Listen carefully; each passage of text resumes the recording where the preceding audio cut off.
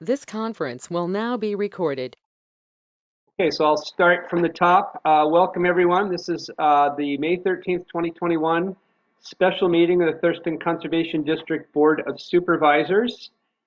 In attendance at this point, we have Supervisors Doug Rushton and Betsy DeVreda. We have our Executive Director, Sarah Moorhead. We have our Counsel, Ben Cushman from Deschutes Law. We have Staff Member Leah Kellogg. And is there any word that we won't have David or Helen here at some point? I have not heard that we will not have them. I anticipate both of them will be here. Okay, well, we will proceed onward. And the first item on our agenda is an agenda review.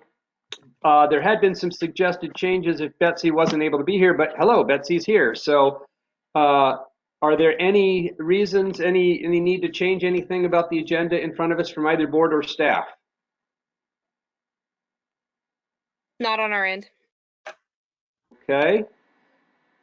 I think we might want to talk about in-person meetings with the recent mask thing off, and I don't know how that plays out with the state being different.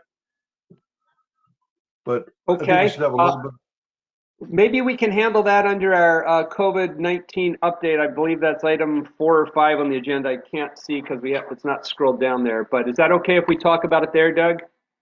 Yeah, that sounds great. Okay, great. So then with that, we will proceed with our agenda as presented here. First item up here is a couple of contracts, conservation projects. We will take these one at a time in terms of motions and actions. Oh, hello, Helen. It looks like Helen Wheatley, Supervisor Helen Wheatley has arrived. Sorry, I was having technical problems. Yep, understood. Some of us did. Yeah. So item 2A here is PS Personal Service Contract 2021-01. This is the Riverbend Ranch ASRP project development. It was sent out to us earlier. I hope you've all had a chance to review it. If there are no questions of staff on this, I would entertain a motion on this contract.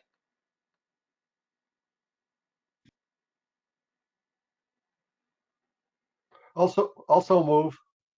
Okay, it's approval has been moved by Doug. Is there a second? I'll second it. Seconded by Betsy. Any discussion before we take action? Yes, Mr. Chair, I have two items. I'm assuming it's had legal review sign off. That's correct. Okay. And the second one is, I don't see a definition of ASRP in the documents. I can It could be that I just missed it. I can double check, and if not, include a spell out of aquatic species restoration plan. Yeah, that would be great. Okay, so we all know we're talking about the aquatic species restoration plan. Thank you, Doug. Any further discussion on this contract? No. If not, we will move to a roll call vote. Doug, how do you vote? Aye. Betsy? Aye. Helen? Aye. And chair votes aye. So that item is approved. That contract is approved. That moves us to item 2B, Personal Service Contract 2021-02, the Independence Valley Aquatic Species Restoration Program project development. Is there a motion on this contract? I would like to move that we approve this. Okay, it's been moved by Betsy. Do I have a second? I'll second for Betsy and for the project. Seconded by Doug. Any further discussion or questions on this contract? I had the same comments as on the first one, and it sounds like those are rectified. Okay. With that, we'll move to a vote. Betsy, how do you vote? Aye. Doug? Aye. Ellen? Aye. And chair votes aye, so that contract is now approved. That moves us to item 3, our minutes review and revision. And I noticed that Supervisor David Ayal has just joined. Hello, David. We are moving to item 3 on our agenda at this point, minutes review and revision. First up are the board meeting minutes from April 22nd, if we could get those on the screen. All right, I am pulling those up. Leah just sent those over. All right. Leah, do you want to share? I'll put you on the screen actually if you want. It looks like the document that you just sent is not the minutes.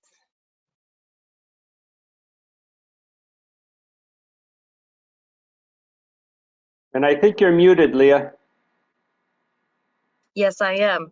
I just sent you the agenda. I will share my screen and put up the minutes. Great. I will make you the presenter.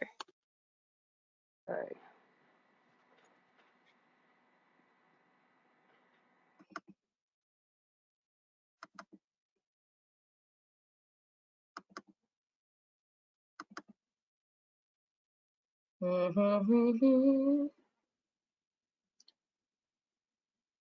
There we go.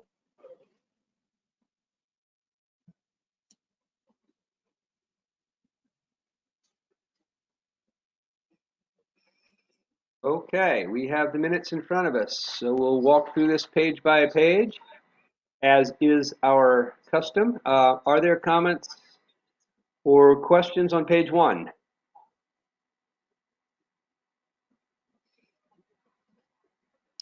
Hearing none, let's move to page 2. Questions or comments on page 2?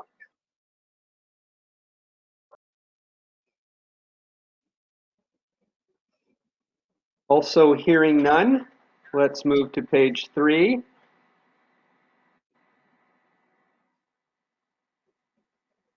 Questions or comments on page 3?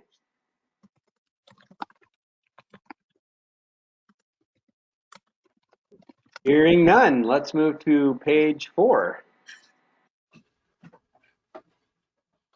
Final page. Any questions or comments on page 4? I think this is a first, folks. That first time we've ever not made a change in a meeting here. So something's working about a process here, it seems. Okay, so we will move those minutes to our consent agenda for the May board meeting. And then let's go back and take a look at our work session minutes next. Nice job, Leah. You guys should thank Susan. She and I have been painfully going through each sentence, and I'm learning a lot. I hope it's a good pain. It's good. All right, get the work session minutes up here.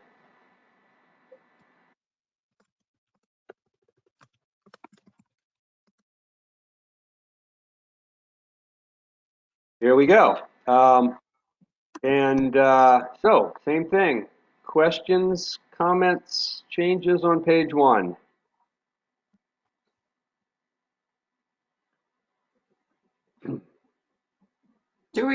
Excuse me, I have one comment. Go ahead, Betsy. Do we have the right title for what Stephanie presented? Was it just about the Congress? That was the title that of the topic she was requested to present. She did include more in her presentation than that. Okay. We could definitely add and South Sound Green if you'd like.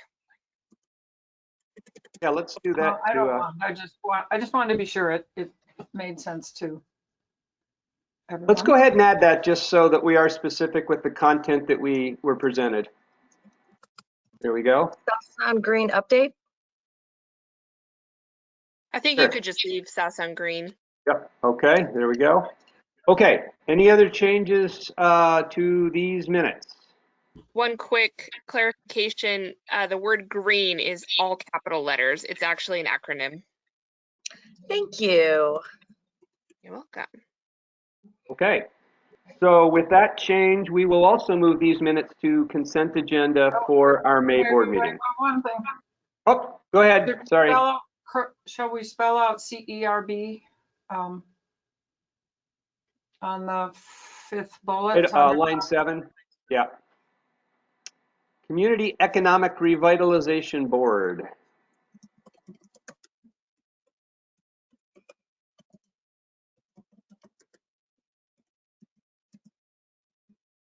I do not know how to spell revitalization.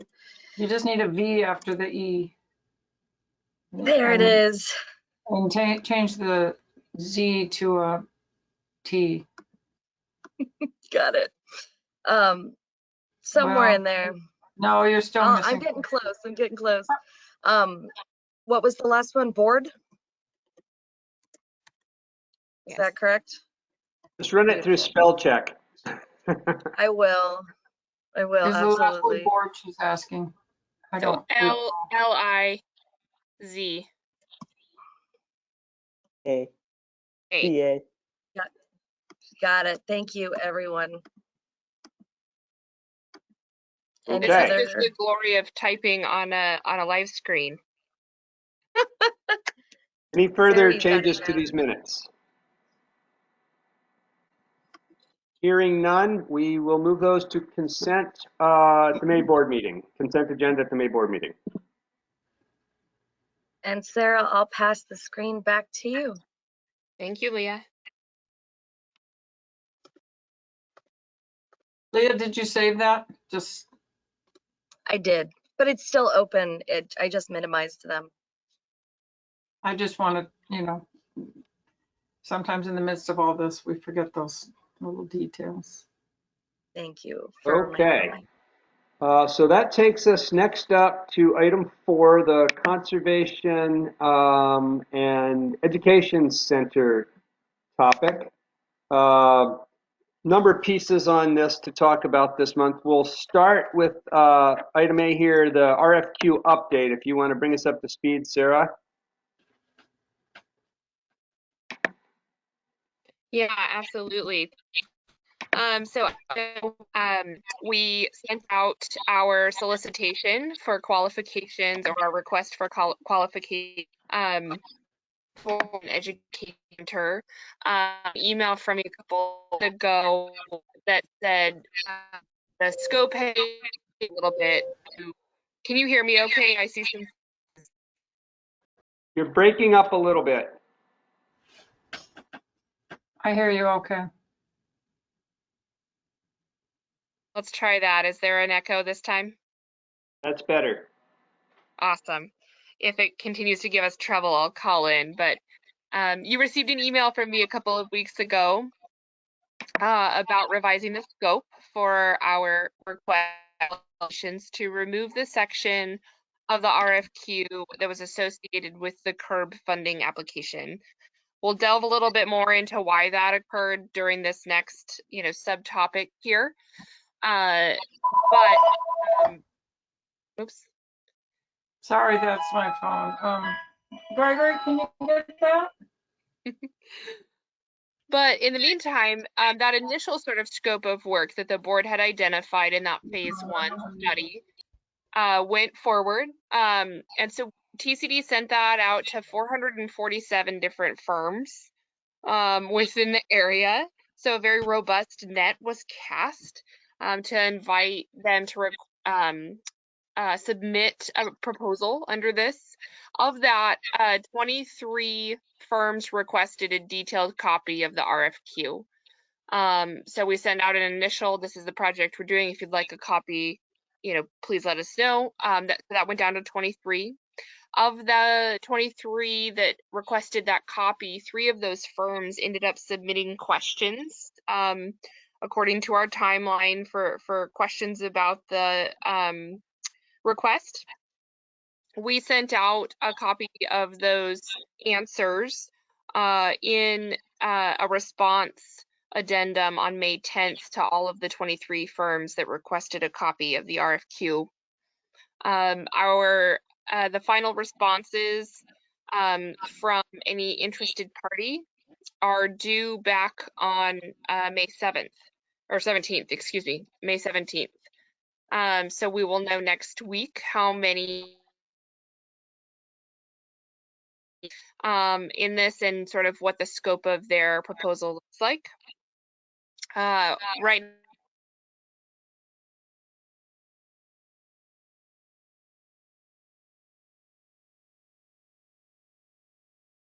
Sarah, I'm no longer hearing you.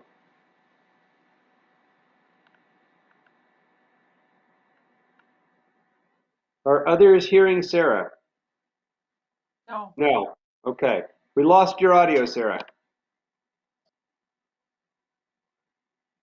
No.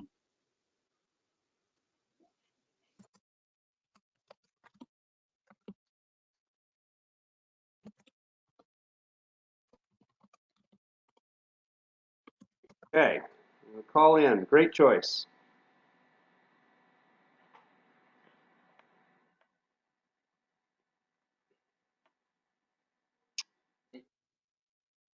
Did you see what she said, TJ? Did not. He suggested, would you like to talk curb? Okay, I can start to talk about that. The requirement in order to submit an application with CURB is to have a conversation with the executive director about what we would be requesting. Sarah and I had that meeting with the executive director and another staff member from CURB, I guess it was a couple of weeks ago now. To make a long story short, they essentially said that they would not be in a position to fund what we were asking for at that point. It was a very useful meeting because we learned a lot more about what CURB does and how it does or does not fit with what we're thinking about with Conservation Education Center. So I see Sarah's back. I'm going to stop right there with that teaser. Let's wrap up on the RFQ because item B, the CURB update, spins right into item C. So let's go back to you, Sarah. Yeah, absolutely. I just want to do a sound check and make sure folks can hear me okay. Awesome. That's good. Thank you. Yep. I keep looking right at you and TJ and Helen, because I can see your cameras. And when the brows get furrowed, I know I can't, no one can hear me anymore. So I was just ending that statement that all of the responses from any interested firms with their proposals are due, or their list of qualifications are due on Monday back to the district. And then I'm working with Betsy and David and Susan to schedule another subcommittee meeting after the response date to sort of review those, evaluate those, and organize some feedback so that we can submit that with the responses to the full board for review prior to the board meeting. So I've sent, we're still in scheduling for that meeting, but we are looking to sort of review those documents next week. So that's sort of the timeline and what we're looking at there. Are there any questions on that process piece before we jump back into CURB?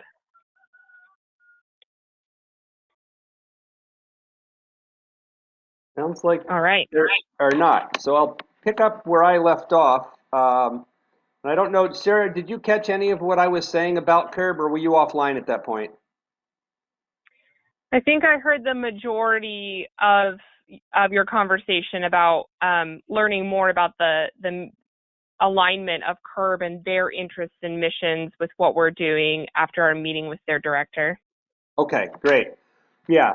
So as I said, the outcome of that meeting was that where we are with the Conservation Education Center in terms of doing a feasibility study was not, and the way we've thought about this Conservation Education Center is not a good fit for CURB.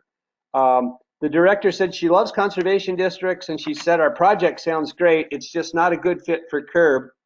And it's not a good fit primarily because they don't fund public sector projects.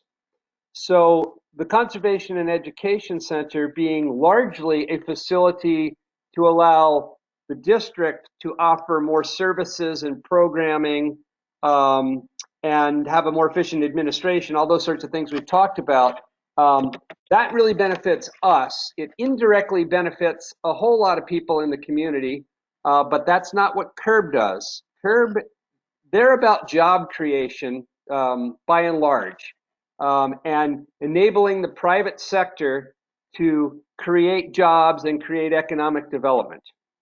So, for example, if our Conservation and Education Center was being designed to provide, let's say, space for startup food processing businesses that we had previously identified, that might be a fit that would work for CURB because it would be directly benefiting a private sector employer in terms of economic development and jobs.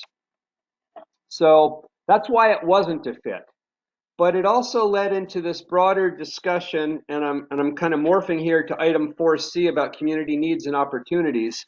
And the question here, I guess, to some degree, it's sort of a philosophical question to me, anyway. To what degree should our project be focused on economic development and creating jobs in the public sector versus having adequate facilities for us as a governmental organization to deliver services to a community? And then a related question is, are there other organizations in the community that either could be providing those direct benefits to private sector or are already doing so? And the thing that immediately came to mind as we were talking about that is really that's how the EDC has positioned themselves, particularly in regard to the Tenino Ag Business Park. That's essentially what it is. They're trying to create economic development in the agricultural sector. And potentially that project is a really good fit for CURB. I don't know if they've thought about that or if they've applied or they're thinking of applying. But at any rate, I guess the question to lay before our board is, to go back to what I said, to what degree is our thinking about this Conservation Education Center aimed at creating economic development and private sector job creation? So that's my take on it. And before I think we open it up broader, I'll just invite Sarah to add anything since she was also in the meeting. Yeah, thanks for that, TJ. I do have a couple of thoughts to add to that. And I think one of those is, this brainstorm piece that we're about to begin on community needs and opportunities, I think will inform the answer to that first question about to what degree is our thinking in creating this Conservation Education Center aimed at private sector job creation. I think looking at the community level first and seeing what are the gaps that are out there that the conservation district with our sort of broad RCW might be able to and should reasonably within our mission fill.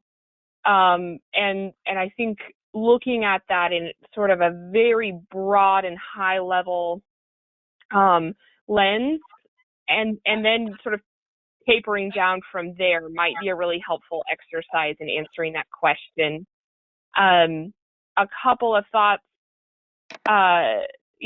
Spokane Conservation District is utilizing that nexus with CURB and sort of leading that charge in some of their job creation with tenants, local tenants, because there are a lot of entrepreneurial opportunities and not enough space, and so they're creating that nexus. There's a presentation on it next week, so I can learn a little bit more about the specifics of that nexus. The processing piece was a great example that TJ gave that might be served in another capacity. And I would also encourage folks to look broader at other sectors that the district may or may not, should or should not be involved in. I think strongest example that we discussed during the conversation with the CURB director was this sort of reoccurring idea of some sort of incubator farm concept, was utilizing, the Conservation Education Center property to further our mission for farmland and natural resource preservation by preserving some sort of working lands property, and then partnering with new beginning startup operations to come in and actually work and manage businesses on that, work the land and manage those farm-based businesses. This is a concept that's come up from time to time with various board member compilations over the years, and probably longer than I've been at the district, and is certainly, there's a lot of pros and cons to that specific idea. But that's just an example of utilizing that private sector nexus that is very much, I think, within the wheelhouse of the conservation district versus something that a community partner is currently sort of doing and filling. So yeah, I am going to take some really good notes, and I can turn my screen on so that we can see those thoughts and notes sort of populate, if you guys would like. But yeah, I'd love to hear from the board, sort of all of these different avenues, because we've started to aggregate a lot of these that we see in our daily interactions with the community at the staff level, for recreation or K-12 education or whatnot. Not all of them are really aimed towards private sector job creation, but they are aimed towards other types of community needs that other funding sources might be more appropriate for. Sarah, can I just jump in for just a quick question, a quick comment? Oh yes, please. Susan was also part of this meeting. Thank you, Susan. I'm sorry. I totally apologize, Susan. I forgot that you were a part of the meeting. No worries. I didn't talk much, that's why. I think I commented on that. Yeah. I just wanted to add one thing that I noticed, that I observed at the meeting. The meeting shifted when we started talking about farmers. When we started saying economic development for farmers. And so I just wanted to put that in there because I know it shifted, it just shifted the mood of the meeting, and it might help sort of help frame the conversation that you guys are going to do. It shifted it in which direction? Yeah. In a positive direction. Because we were talking about the need that farmers have for accessing land and affordable land and space and shared equipment and technical expertise and mentorship. We were talking about all of these needs that those startup farm business operations, need to have or would benefit from, and that is a potential nexus that the district could serve. And so that's really where that shift came from, is telling the community needs story, and the Conservation and Education Center is the solution. That's sort of the support piece that achieves that community need, rather than the need is the center. And I'll just add one thing to that before opening it up. At the end of the meeting, I think we were told by the executive director that as we go through this feasibility study that we have the RFQ out for, if that turns out that during that process we identify a strong opportunity to support private sector job creation, economic development, we were definitely encouraged to come back to CURB again. They didn't close the door permanently on this, but they said if your project goes in this direction, where it meets our funding criteria, then yeah, we'd like to talk to you again in the future. So just so that's clear, it's not like the door's been shut forever. So with that, let's open it up for some thoughts and discussion.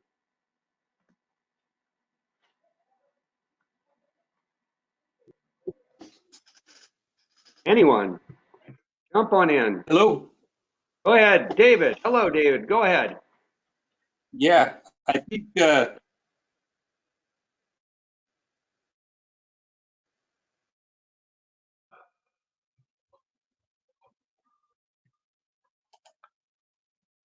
David, I'm not hearing you. Are others hearing David? I hope you guys can hear me okay. I'm having a hard time hearing some of you from time to time. That's better. Please let me know if you can't. Maybe I'll shut my camera off and hopefully that'll help. We can hear you now. Are you able to hear me now? Yes. Okay, I'll leave my camera off because that's been messing with things a little bit. Perfect.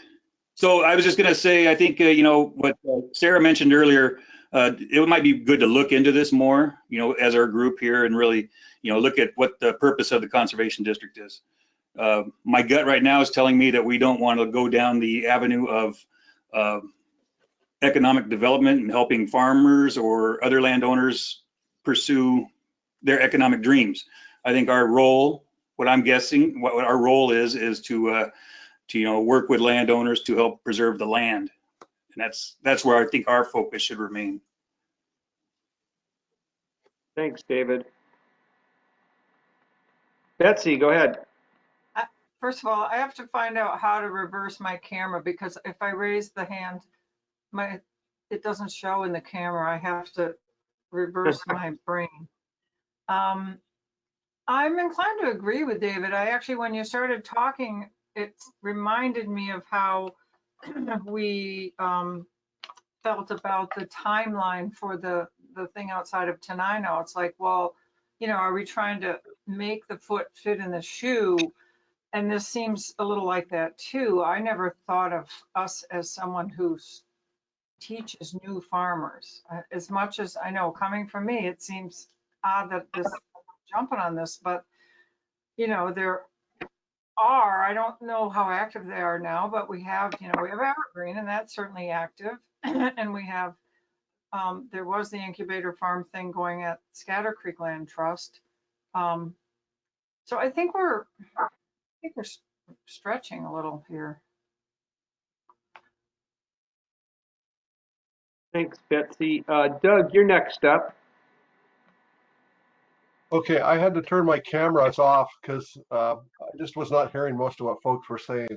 I agree both with Betsy and David. I think we need to be focused because we have limited resources, and that kind of helps you focus on stuff.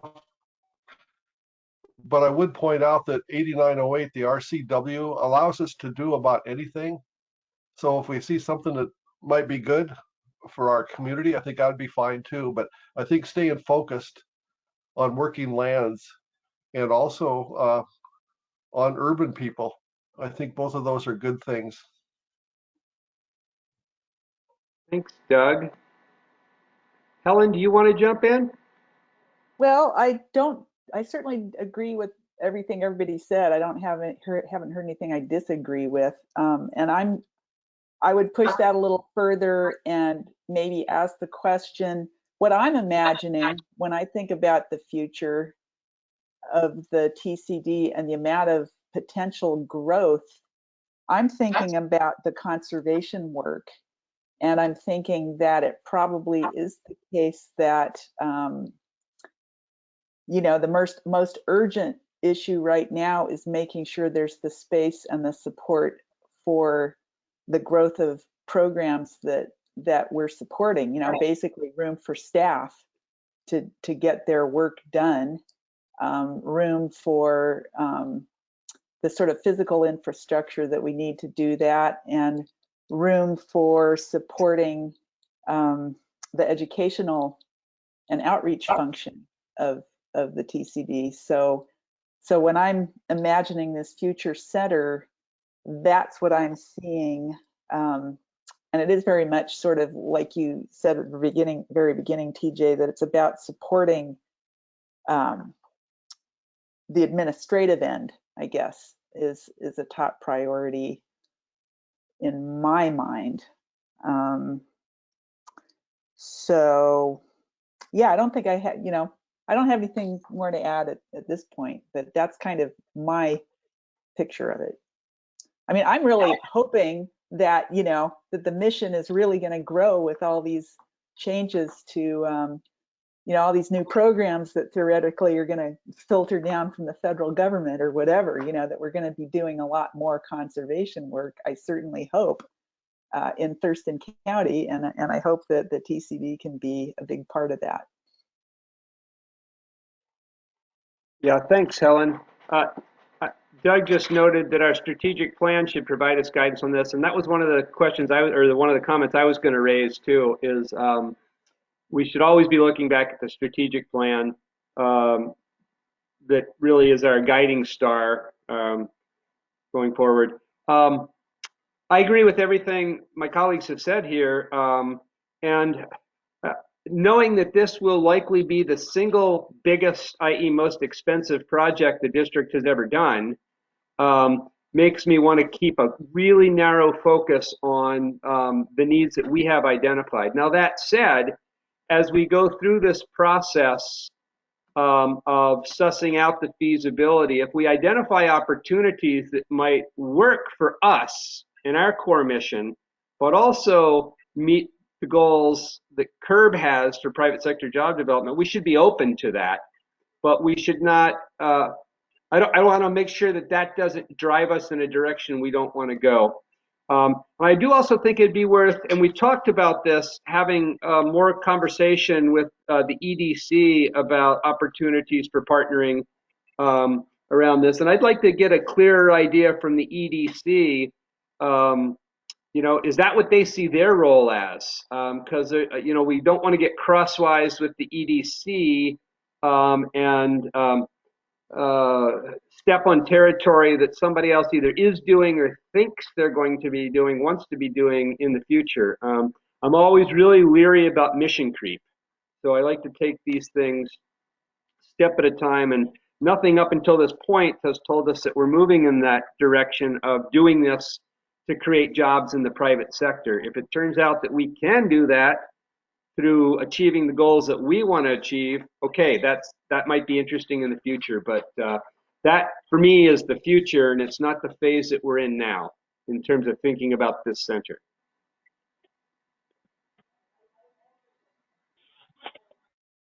TJ, I have a couple of questions and comments. Can I interject? Yes, please. Go ahead, Sarah. Awesome. Thank you. One is about the EDC collaborations, and I would just say I think you're absolutely right there. The district and the EDC and WSU Extension, as well as a lot of other partners, both public, private, and nonprofit, are working highly collaboratively on all of this moving forward: infrastructure development, producer support, land preservation.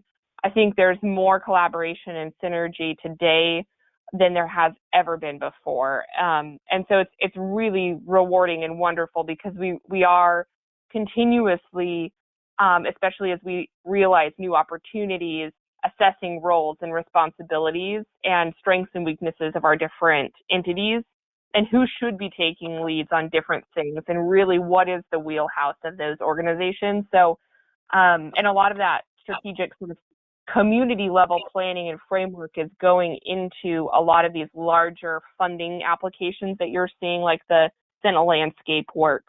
And there's a lot of others planning at that level that's happening right now. So yeah, I think that you're absolutely right there. And those conversations are happening regularly as well with those entities, especially the EDC. And they, we can delve into that another time more specifically about sort of what their thoughts and interests are moving forward, and WSU as well. The other piece is part of our feasibility study will look a little bit into these partnerships. We've asked the consultants to investigate some of these, and I have some specifics, as well as general partnerships. There are some specific opportunities and some specific partners that have sort of reached out to us over the years or invited us to discuss collaborations. And so through this process, aggregating all of that information in one space at one time for the board to sort of look at and compare and some sort of level playing field, I think is going to be really helpful. And the EDC is certainly one of those, to be able to look at what do collaborations and synergies look like there. The other question I guess I would have is, Helen mentioned looking at doing more conservation work in the future, and I'm just curious if you can share a little bit more about what you are referring to specifically as conservation work, because I think from my sort of perspective, everything we do is conservation work, but I think you're meaning something that's a subset of that, that's a little more specific, or are you just meaning more volume? I just mean in terms of more volume, Sarah. Got it. That's helpful. I just want to make sure I was capturing these notes and thoughts accurately and that there wasn't something I was misinterpreting. So thank you.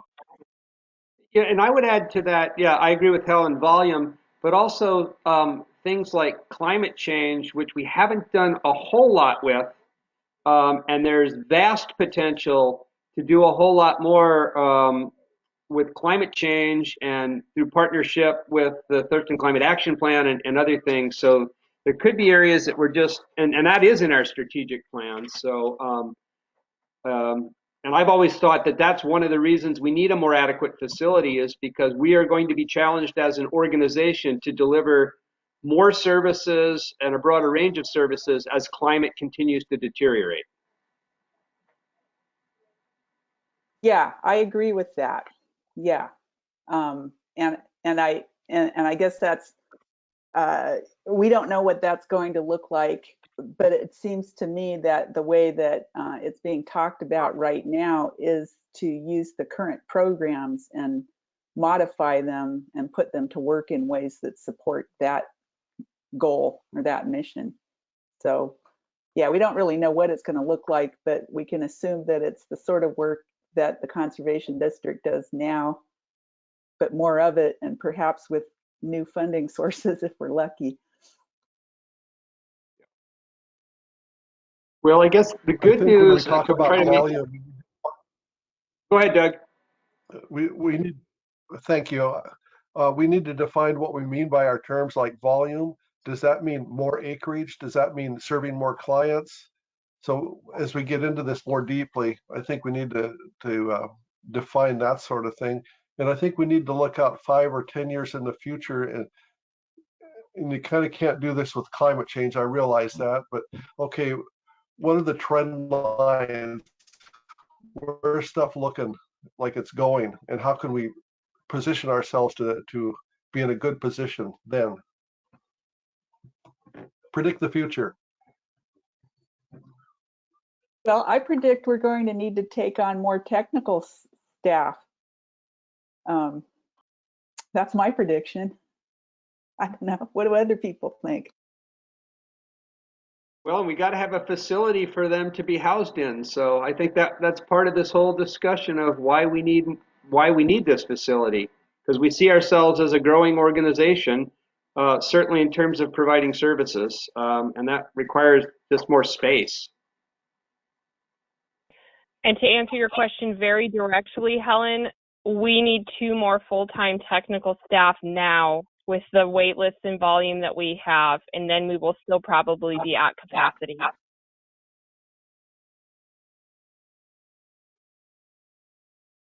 Okay, well, if I could try to bring this to a close, because we do have other items on our agenda. What I'm hearing here is pretty strong agreement among the board that at this point we don't see ourselves as being primarily driven by private sector job creation. but that we're open to looking at opportunities that come up as we continue to do feasibility and analysis on this center. And as Sarah pointed out, we have a lot of partnerships already, and we will be continuing to look at how those partnerships could grow, as well as new partnerships, if we are in a better position in terms of just facilities to help other people, organizations, et cetera, whether they're private or public sector. So is there anything else anyone wants to say on this before we move back on our agenda?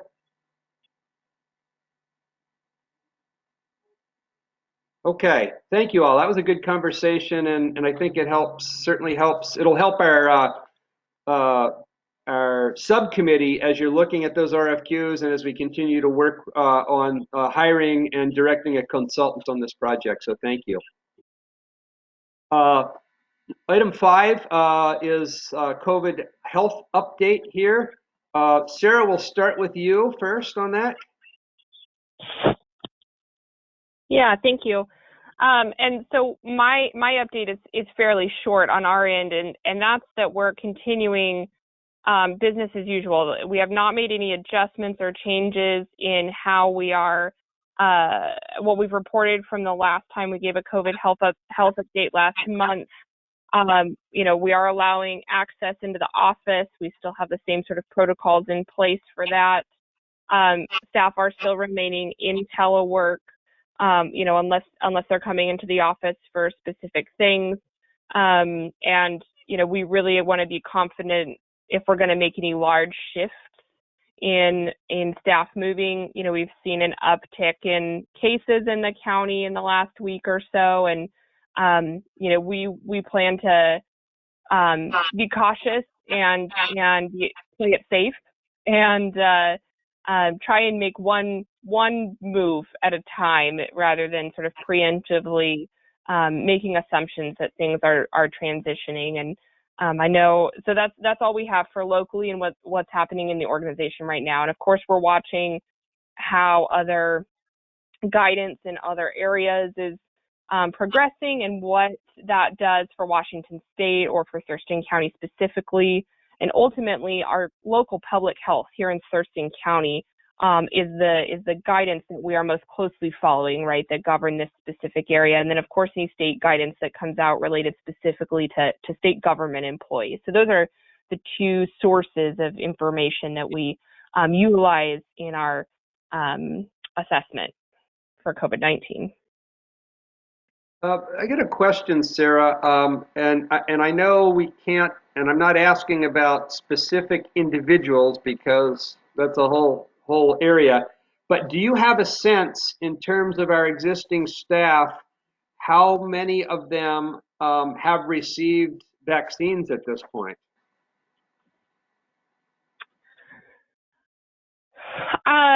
So I will say to that I think folks that are interested and able to receive vaccines have not been having challenge in accessing them. Right. So I guess part 2 of this is the issue that Doug brought up in terms of potentially resuming in-person meetings. Doug, since you brought it up, do you want to talk first about that? Yeah, I think Sarah's on the right track to follow what the local health department says. I'm fully vaccinated, but I think as you're alluding to a little bit, TJ, we can't ask people under the HIPAA rules about that kind of stuff. And frankly, there's a lot of people going around without using masks, without taking what to me seem fairly simple precautions. And I wouldn't want to open up our board meetings for the public. That would be one of the reasons. So I'm okay with as is, and I think it'd be really, really less hassle to keep it as is for a while at least, rather than try to open it up early. Thoughts from other board members? If I could, there was just a decision from the Federal Equal Employment Opportunity Commission that asking for proof of HIPAA, of COVID vaccines does not violate HIPAA. And we therefore have a policy right to ask at least front-facing employees if they have been vaccinated and to consider whether we should limit their interaction with members of the public if they have not. Ben, my assumption would be that Thank you, Ben. that does not cover members of the public who could potentially want to come to a board meeting. Is that true? That's true. We don't have a right to ask any member of a public for that information and or to require it for access to our facilities. So that's the other piece of whether we want to open up our facilities to the public. Is we can't control the public, but we can under current federal interpretation ask our employees about it, and we can even ask non-front facing employees about it if they're going to be interacting with other employees. Basically, there's an exception that's being made to HIPAA given the contagiousness of this virus. I have a question for you, Ben, and follow up if I might, TJ. Yeah, go ahead.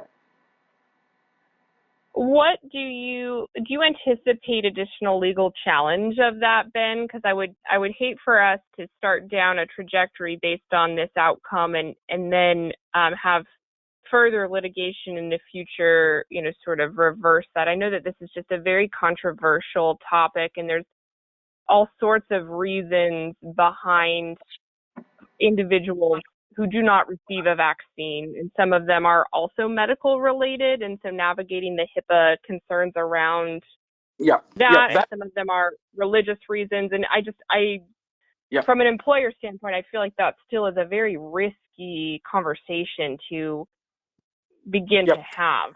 As a practical matter, I do not recommend the district be the guinea pig for the litigation on that. There will be litigation on that. I don't think that we necessarily will be. If someone tells us they are not vaccinated, we cannot ask them why. That does get into rules. Basically, the way I would recommend treating a person who says they are not vaccinated is treat that as if it was a disability and provide them with a reasonable accommodation for the duration of the pandemic. And that accommodation could be that they, if they're interacting with people, they have to continue to be masked or double masked, that they primarily work from home, that they basically do everything we were doing prior to the vaccine. The easy rule for us could just be to keep going as we're going. I just want to raise the possibility of making a policy change and not being worried about asking the initial question because of HIPAA. But I think that we don't want to be the employer that gets sued for asking the question. Someone's going to do that. Someone's going to be that, and let somebody else trailblaze that path rather than us, I think. I also think that we probably should be taking guidance from governor's directives and state directives on Open Public Meeting Act. And at least at this point, they're not pushing for us to go back to the old days. And I think until we get a clear signal from the governor, the AGs, whatever, regarding Open Public Meetings Act, I'm quite comfortable continuing to operate as we are here now in our virtual GoToMeeting world. Thoughts from other board members?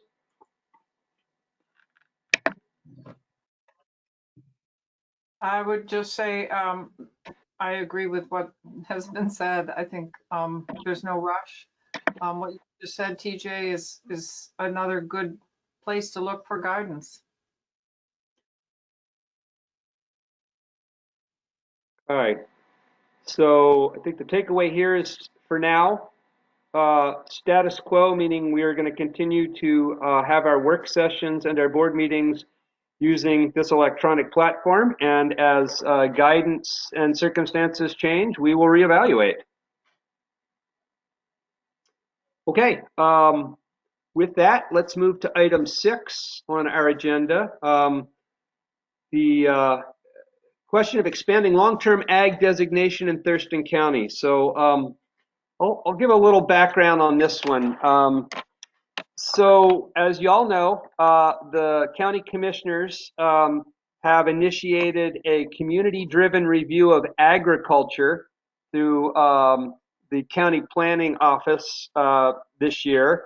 And that process has been coordinated largely with the County Ag Advisory Committee. Both Sarah and I and Helen at times have participated in that process with the Ag Committee meetings. I know Sarah's also done some work with Jennifer Davis, the planner at the county, in terms of data collection. They just completed a big survey. And so there's a lot of issues being raised in that process. One of the most important in my mind, and one of the ones that seems to be rising to the top quicker than others, is the question of whether the county has designated enough acreage for long-term agriculture. So back when the county put its last comprehensive plan together, went through the process and identified a certain amount of long-term agricultural zoning. And right now, that is 4% of the unincorporated part of the county, 4% of the lands are designated long-term ag. That's a much lower number of acres than most of the other counties in Western Washington. Thurston County was sued by FutureWise over that issue, which is really what led to this work program on the community-driven review of ag, because they were saying you don't have enough land set aside for long-term agriculture. Just this morning, the county commissioners had a briefing from Jennifer Davis on sort of the status of this review of agriculture project. And I was there in a virtual way.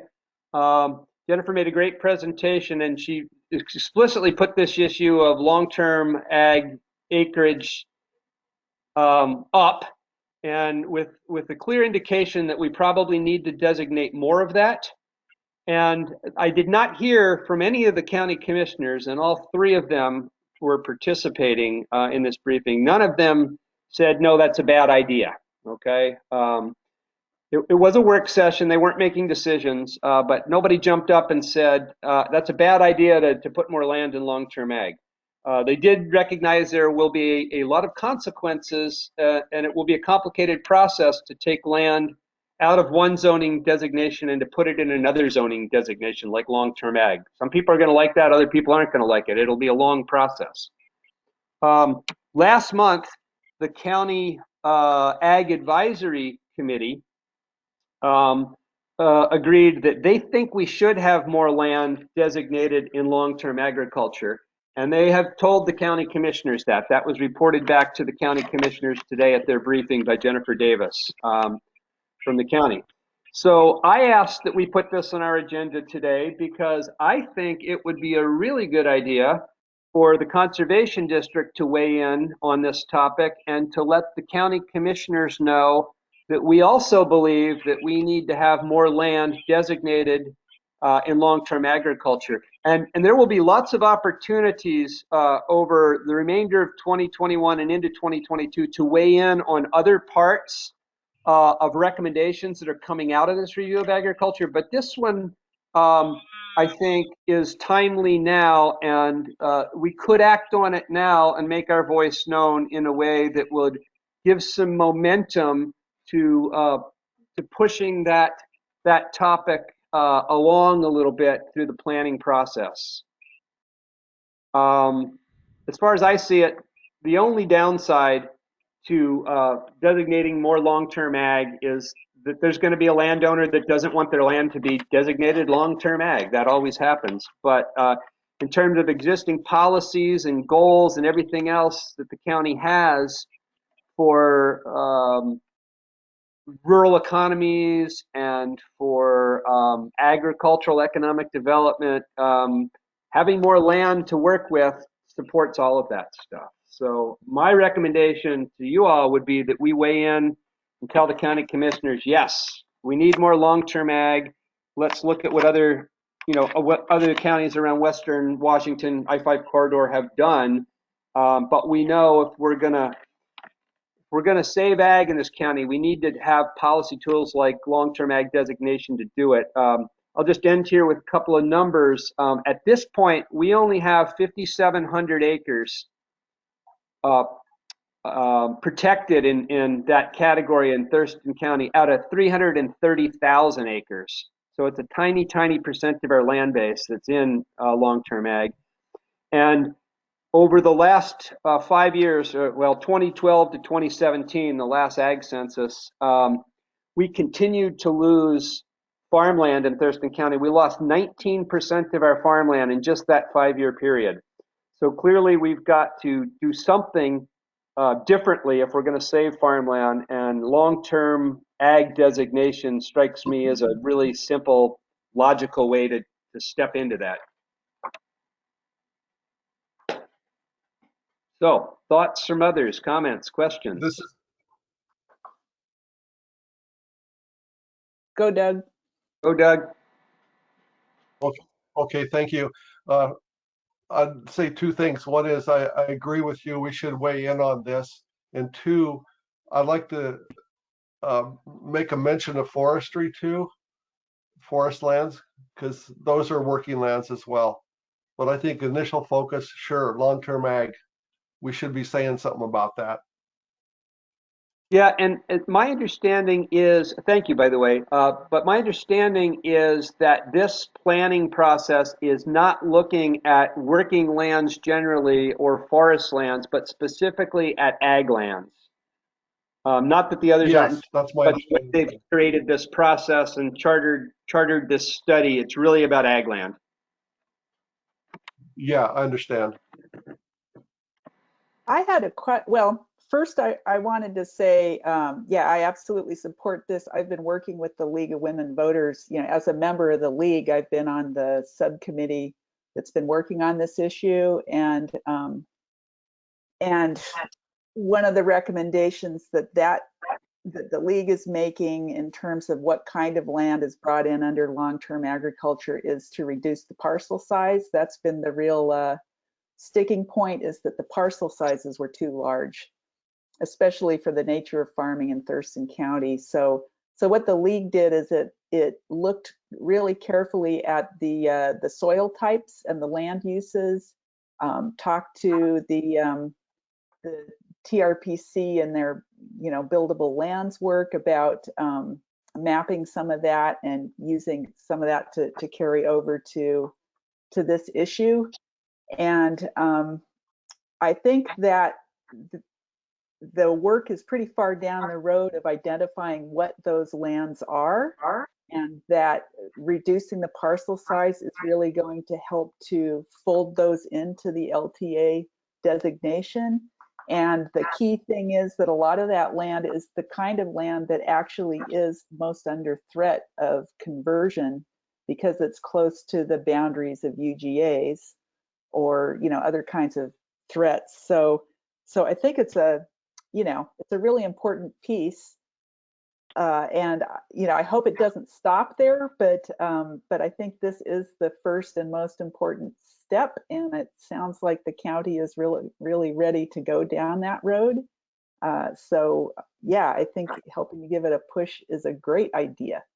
My question for Doug is, woodlands, how do you combine, or would long-term agriculture land be able to incorporate woodland that's part of farm acreage, that's wood lots?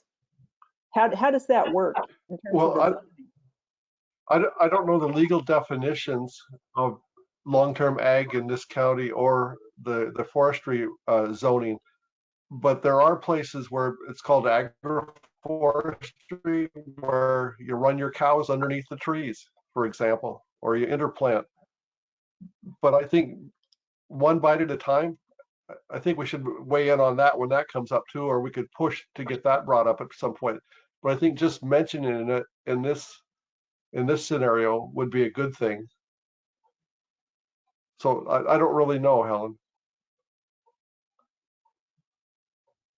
TJ, can Beth? I add some comments? Yeah, go ahead, Sarah.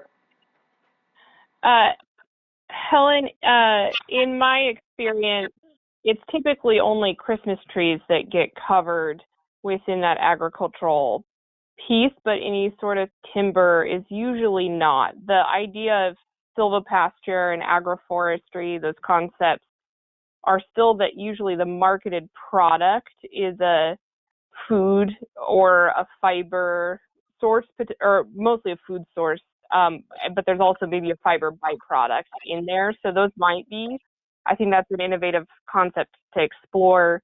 I think that the long-term agricultural land designation would potentially be a much faster way to sort of slow the bleed of conversion of ag land in this county, because even organizing easements and then finding funding for them and arranging those individual parcel by parcel contracts or farm by farm contracts is a multi-year process, and maybe 3 years or 2 or 3 years from beginning to end at a minimum, and how much land is lost in that time.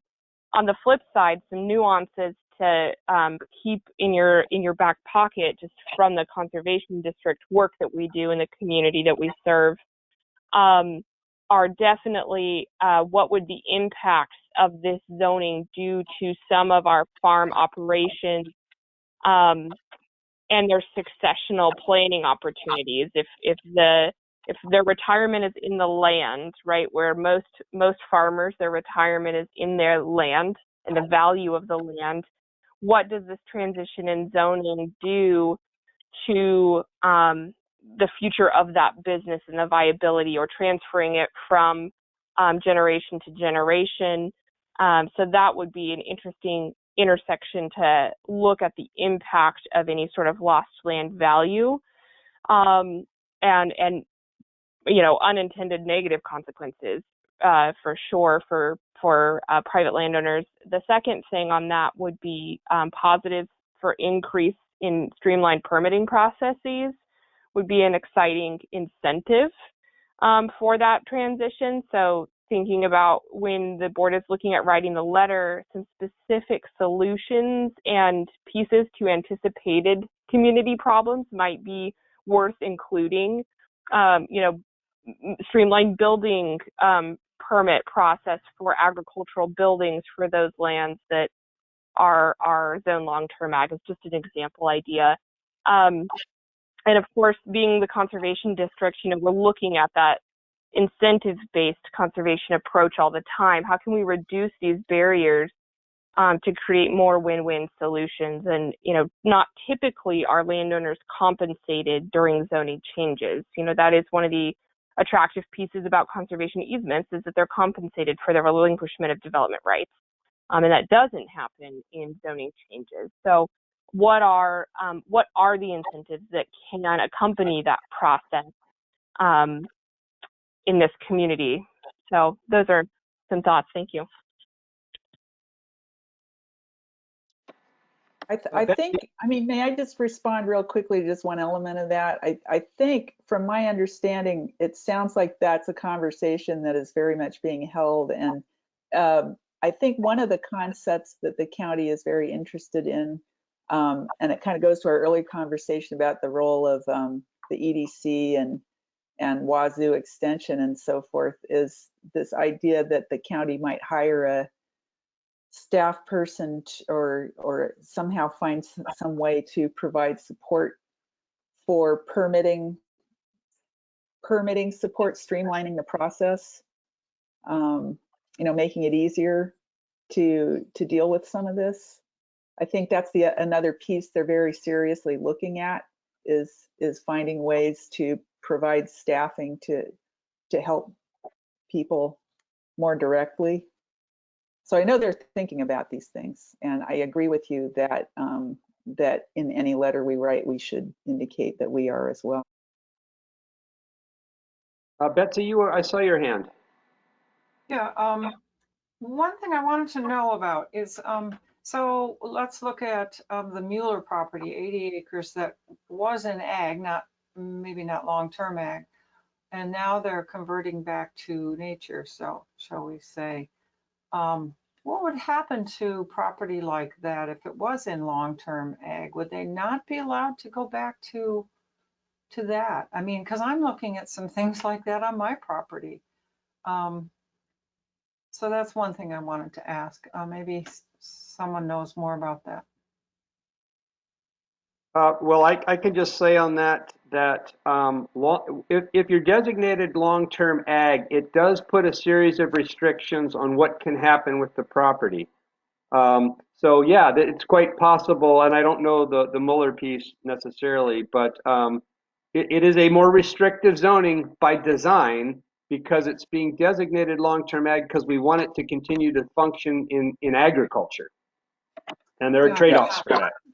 If I could, it might be worthwhile for me to do some touch-up research on this and then do a presentation to the board on what I understand the current state of the law is. People who aren't lawyers in the land use field talk about these issues differently, and long-term ag is not really the safe way to talk about it. Under the Growth Management Act, the designation is agricultural lands of long-term significance. And that imposes a number of developmental restrictions under the Growth Management Act. Under the tax code, you get open spaces agriculture, which requires, at least for larger pieces, that the land be continuously used for a long term for an agricultural use. And the result is frequently, because people are talking about a length of time, they don't know exactly which group they're talking under. I think we're now looking at increasing the number of lands in Thurston County designated as agricultural lands of long-term significance. And that means that they are already agricultural lands, but they will now have another layer of growth management restrictions on taking them out of the use, and not just the tax implication of taking open space land out of an open space designation, which could trigger back taxes, but an actual land use restriction that would prevent that from happening, even if back taxes were offered to be paid. Yeah, and some of these issues came up in the briefing with the county commissioners this morning, and yeah, the open space tax program, you can hop into that, and if it doesn't work for you, you can hop out of that. Long-term ag is and I'm using the term that the county's using, even though I think Ben is technically correct on that. That locks you down a little bit more in some ways. And my thinking on this, go ahead, I'm sorry I interrupted you, Betsy. Well, the reason I asked this question is because converting to natural habitat is possibly more beneficial for climate change than agriculture. I don't think that's necessarily inconsistent with a long-term ag designation. I represented a client whose land could not be used for agriculture, could only be used for natural habitat, but had been designated as agricultural land of a long-term significance. And the Western Growth Management Act said, that's okay. And by the way, you can't actually use the land for anything because you can't use it for agriculture and you can't use it for anything else. So that happens. I think the main thing it does is it prevents certain development that would otherwise happen in the absence of that type of zoning. Sure. Yep, that's exactly right. And a more intensive development that essentially covers soils that could otherwise be used for ag. And leaving the land in a natural state is not going to trigger that kind of regulatory response. I just don't see how that happens. The other question I had was related to conservation easements compared to purchase or development rights. What are the pros and cons of those two approaches? And how does the county think about those? I think you've just stepped into the next phase of this planning project where they're going to start to look at these various policy options and identify the pros and cons of them. They haven't got there yet. They indicated to the commissioners today that that's the next step in the process. And And I'm sure we'll have ample opportunity to look at that data and weigh in on that as they start to hone in on specific policy recommendations. Cognizant of time, I'm going to try to bring some closure to this. I heard several people mention that we should write a letter, or they're okay writing a letter. I think I'd like to go a slightly different route with this at this point. I'd like to draft a resolution for the board to be put on our May board meeting agenda.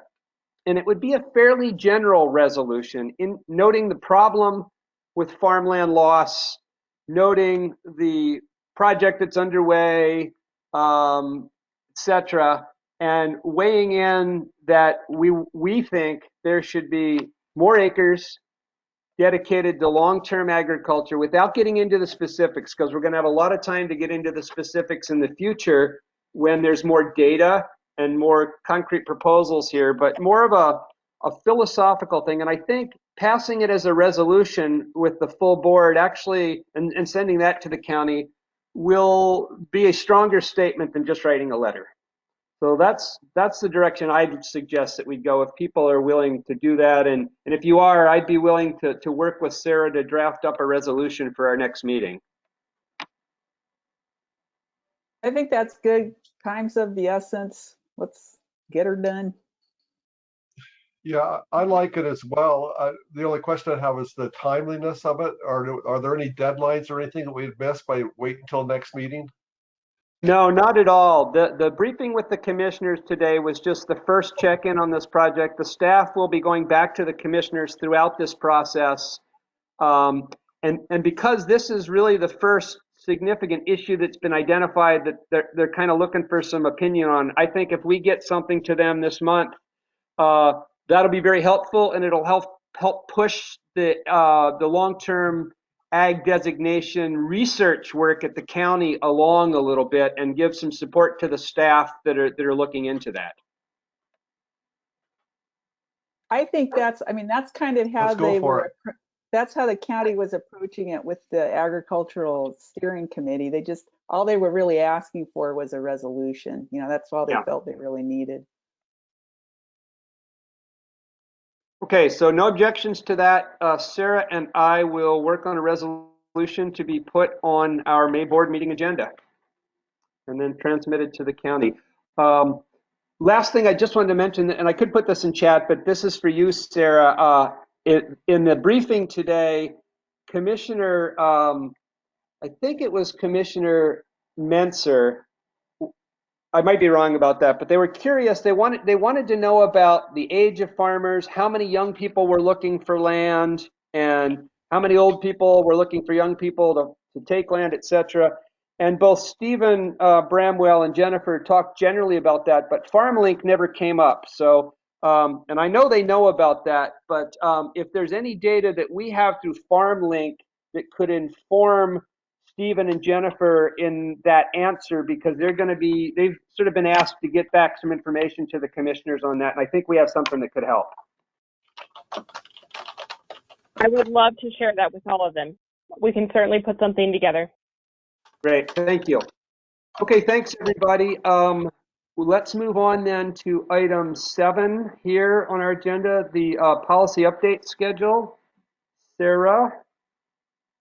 Yeah, thank you. And I'm going to pull that document up really quickly. And before I do, we developed a policy update schedule right at the close, or sort of a high, medium, low priority list. It wasn't as much a schedule. Right at the close of our collective bargaining process, prior to that agreement taking place. This is what informed our last big, huge policy update, merging the collective bargaining agreement terms with our policies and procedures document and getting that big new shiny policy and procedure manual. So now, looking back at our policies and procedures, prior to our collective bargaining process, the district board would entertain and look at and review and familiarize themselves with and make necessary revisions to policies, usually on a monthly basis. review one and have conversation about it in a work session, vet it, verify it, make sure it's updated, and approve it at that board meeting or a future board meeting, and sort of be on this cycle of just continuously looking at policy to make sure that it stays current and relevant. My first question is that a cycle that this board is interested in being in on a regular basis and timeline and schedule, or would you prefer to address policy issues, updates, and concerns, sporadically or spontaneously as they occur, as there's a need, right? As there's some sort of, something that's spurring that piece. So those are two questions. And then I have, I'll unfreeze my screen so you can see this document. This was the list of policies from our policies and procedures that we saw back at the end of 2019. It's been a while. The policies with the strike through in here are ones that we either already addressed outside of the CBA process or as part of that big project to merge these policies. I've highlighted a couple here in yellow, as you can see, soil nutrient testing, which I've actually moved to the high priority category, and I can go into that in depth in the future, or now if the board would prefer. Public records disclosure, that's always one with changing legislation that we want to stay current on. Our conflict of interest policy is the same, always one that we want to stay current on and make sure that we've anticipated everything in that. As some of the highest priorities that I've identified as we scroll, apologies, it's a long list. If we can find our other table here, which has disappeared. There we go. Sort of our medium tier priorities are a lot of our financial processes as we continue to refine things and, as the state auditor's office releases new guidance, we clean up processes and procedures of things. And so just making sure these are important processes of the district. Of course, financial accountability is very important. And so medium tier, nothing that is spurring that at this moment other than just making sure that those are following those best practices. And so as those come out, Susan integrates those pieces and makes note of them and has a good record there. So these are a lot of other policies in the handbook that are fairly low priority, and they are categorized and subject to CBA and not subject to CBA, so the board has a better understanding of what policies we'll need to make sure that we are involving the staff collective bargaining team in, and which ones are really outside of that CBA scope. So I just wanted to do a check-in on this with the board to see if there was interest in establishing a cycle and or just addressing on a need-based. And then these would be my top 3 suggestions for need-based policies from the staff side. Betsy. I would like to see us get it on the schedule and be proactive rather than waiting until it's a need-based thing. I don't think it's going to take that long. And it'd be nice to have this housekeeping task underway. And I like lists and crossing off lists. Let's do it. I'm very curious about how soil and nutrient testing relates to CBA, but. Sorry, that one's in the not subject to CBA high priority category. This is subject to CBA down here, but I just put project completed because we completed a lot of those in our merger. Okay. That's what I get for scanning. My recollection when we first started talking about this, it was a big issue for our previous chair, and I felt like we as a board spent too much time trying to decide which should come first and which could come second. So while I agree with Betsy that I like to be proactive with this, I would be comfortable allowing staff to sort of decide the prioritization on the policies, but to bring them to us in a regular fashion so that we can work through the list and cross things off, as you say. But, you know, I would look at this and I say, well, I have no idea, is this more important than that, or is that more important for some of these technical things? I would think staff would be a much better judge of what should come first and what should come second. Yeah, Betsy. I just want to respond to that. I guess maybe I didn't mean to say we would create the list. I was saying that, yes, staff would say this is priority. Yeah, no, and I didn't mean to imply that I thought you were saying that. I'm saying that I thought under our previous chair, we spent too much time trying to create the list. Yes, I agree. I like that there is a list that exists, and I trust the staff to tell us what they think we should work on first. Other thoughts, board members? That sounds good to me as well. And I think we should appoint Betsy as the official crosser offer.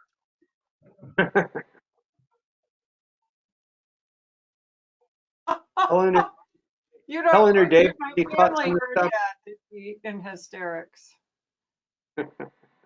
I am a Yeah, list man. I Go ahead, agree David. with Betsy. I agree with Okay. Betsy and moving forward on getting some of these taken care of. So perhaps, you know, we have a number of items that are sort of standing items on our agenda. Maybe we make this kind of a standing item on our work sessions, policy update, and leave it to staff to bring something to us or not bring something to us if they don't need to in a particular month. But we kind of have it there as a placeholder so we don't forget about it. Does that make sense to folks? Yes. Yes. Sarah, do you feel like you got what you needed to from the board on this topic? Absolutely perfect. That was a great process on my end. Thank you guys so much. All right. Okay, that takes us to one more item before we do our staff presentation. We'll do updates and announcements, starting with the board. Doug, do you have anything?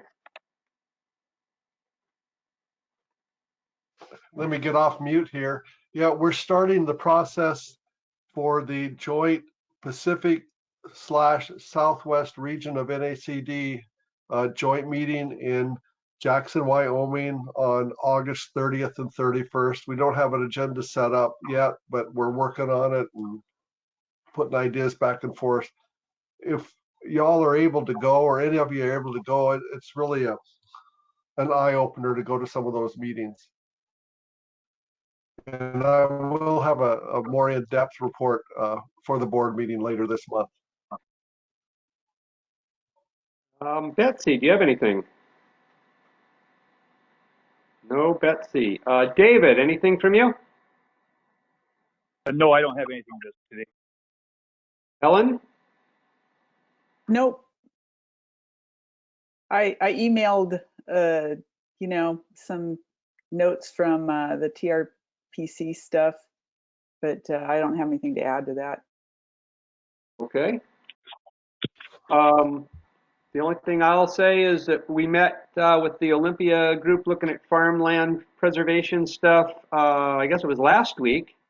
And Sarah made a great presentation. She had compiled a very large spreadsheet of all of the organizations in the community that have a role in this, in terms of either farmland preservation, economic development, training, resources, etc. It was well received by the group. It was an excellent spreadsheet. We looked at it, kind of talked through it, and I think the next step with that group is we're actually finally getting to the point where we're going to start to talk about some policy options.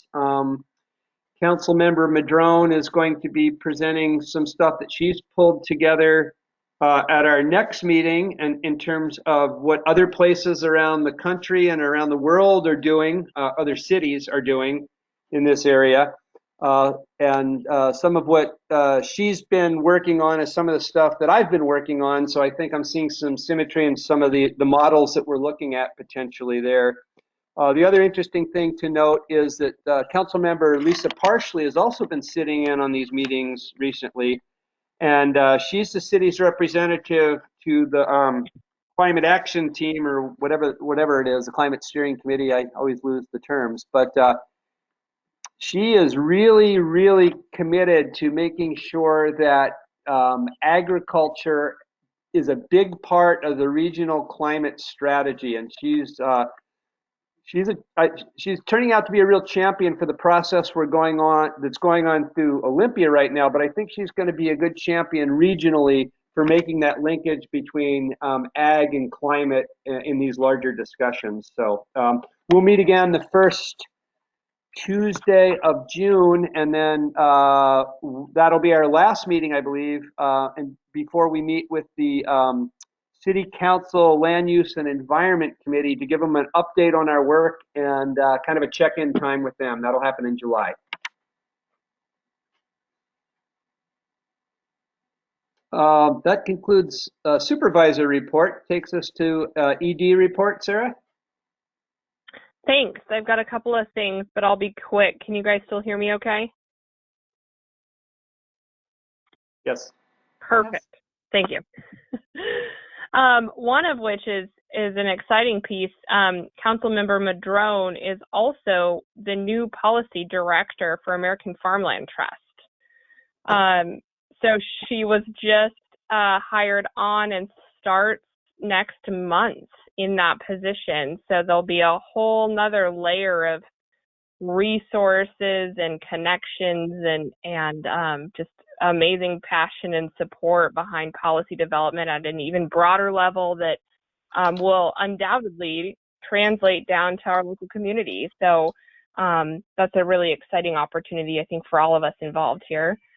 The other thing is that our salary study consultants have been pulling together some of the information and resources from our last or from their last salary study comparison with another conservation district, familiarizing themselves with that approach. We have a meeting next week to sort of go over timelines and benchmarks and highlights of that process, as well as talk about process for engaging with the staff and making presentations and providing those reports and progress pieces back to the district. So that's underway and moving forward, and I'm excited about that piece. The Citizens Advisory Committee, we've been conducting really robust outreach on. Staff have taken that list of ideas and places and community groups that was identified by the board and have been finding new opportunities and avenues to reach out and advertise that every day. We've received some questions and some inquiries, some interest, no formal applications yet on that, but there's been a lot of sharing of those materials and a lot of communication about that. Even though we're in this virtual world, our staff are still, participating in all of these virtual community meetings and workshops and, public processes. And so that comes up really often. So I will share those applications as they're received. The other piece is that we are scheduled in the second half of this year. I shouldn't say scheduled yet, but we are on target for another accountability audit. This is sort of coming out of, our 2018 prior years. This is the 2-year cycle audit for this one. After we receive our glowing review at this year's accountability audit, we will likely be on a 3-year cycle instead of a 2-year cycle. So we have just started having conversations with the state auditor's office about scheduling that sometime later this year. So they will reach out to us to let us know where we shake out in that lineup. and then we'll bring that information back and keep the board informed about that process. The other piece, and you might have seen a little teaser when Leah shared her screen, is that we're getting really close on developing those Smartsheet dashboards. I think we're a little bit further ahead of our timeline than I anticipated on developing the supervisor interface, which I did not anticipate would be done until next year. The staff one is just about ready for deployment, and we're already utilizing some of the tools and processes that we've built within that structure, and it is just a world of difference. I think that the board is going to be really excited about having this sort of home base for district stuff that you don't have to, you can set as your desktop, you can stay logged into, you don't have to access files in different places. All your board meeting stuff can live there. You can submit your mileage reimbursement through it. I mean, there's a lot of really great features about it, and we can continuously update the back end. So there's no more hunting and sifting through emails and things like that. So anyway, I'm just really excited, staff. It's a ton of work to build any sort of technology and infrastructure, any sort of databases or software. But our staff is working really hard on this, and I'm really excited to start to see that shake through. It's going to mean a lot for us as we look at even our data tracking and aggregating metrics and telling our story. I mean, it's revolutionizing our district that, has operated in process very similarly, probably to our inception and when process was organized back then. So those are a couple of the highlights I just wanted to share really quickly before we get to the main show here with Adam and his soil health presentation. Unless anyone has any questions, that's the end of my report. Okay, thank you, Sarah. So that does take us to the presentation, staff presentation of the month here, Adam, Soil Health Program. Welcome, Adam. Are you ready to take it? Hi, everyone. And looks like you gave me permission for sharing my screen, so I'll share my screen here. And if I can just kind of segue from Sarah, I will say I love Smartsheets, and it's done wonders for the soil health program. So I'll talk a little bit about that here, but just really excited to be integrating that, and some wonderful work from Kiana helping getting that going. So and also thanks so much for letting me present a little bit later. I was just had my appointment for my second dose of Moderna right at 3, so I just kind of had to join in halfway through, but appreciate the flexibility. So, so I'm really excited to talk about the soil health program. And let me make sure I got my arrow keys working. I do, great. So the soil health program is kind of an umbrella that encompasses two main components. The first is our soil and nutrient testing program, and the second is our spreader rentals, anything used to spread nutrients, whether that's manure or lime. That was kind of formally grouped in with the rest of our rentals, but has been kind of separated out and incorporated within the umbrella of the soil health program, since it's so important to nutrient management. I want to start off by mentioning all the staff who are involved in the soil health program. So I'm the current manager, but there are many folks who help make this work. So Leah is just invaluable, and a lot of the administrative side of things, whether she's meeting folks down at the Scatter Creek farm to arrange pickups or arranging payment or just answering general inquiries, could not do it without Leah. Emily and Marguerite are great in answering some of the technical assistance questions related to our spreaders, and Emily also helps with our soil tests for pastures and halens. So just want to give them a shout out, as well as our outreach team who are updating the website, managing the smart sheets, and making videos, informational videos. So it's a real team effort. So I want to start off by talking about our soil testing program. So our soil testing program focuses on testing soil nutrients with nutrient management in mind. So a lot of this centers around agricultural production, but also gardens, lawn, landscaping. There's some testing that have to do with post-construction permit requirements of the county. So we run tests for those. And then some folks just have general concerns about whether there's toxic or deficient levels of nutrients in their soil. So whenever it involves soil nutrients, that's where the tests that that testing that we do can come into play.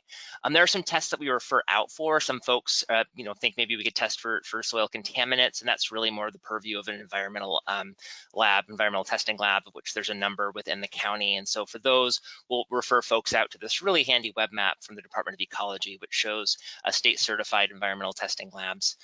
Some folks also may have soil disease issues around pathogens, and so if there's if staff aren't able to identify that, we'll often refer folks up to the WSUPL Plant Clinic. They have a diagnostic plant pathologist, Ginny Glass, up there, who's really great, and we're really lucky to have her as a local resource in the South Sound area. So how do soil tests come in? So we have a streamlined online form that Kiana put together that's powered by Smartsheet. So it's really great because it only answers the questions related to the tests that you're getting done. So if you're getting a soil test done, we'll ask you only soil test specific questions.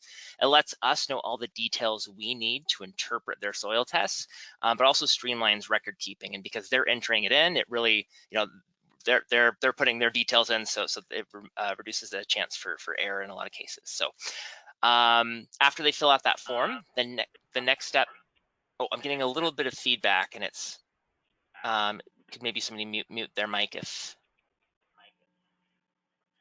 that's possible. Sorry, it's just a little disruptive. I think it's gone now. Cool, so the next step is for folks to drop off their soil samples. And so our current no contact method that's been in place since February involves folks dropping off a sample in a cooler just placed outside the front door of our office. So this has worked really well.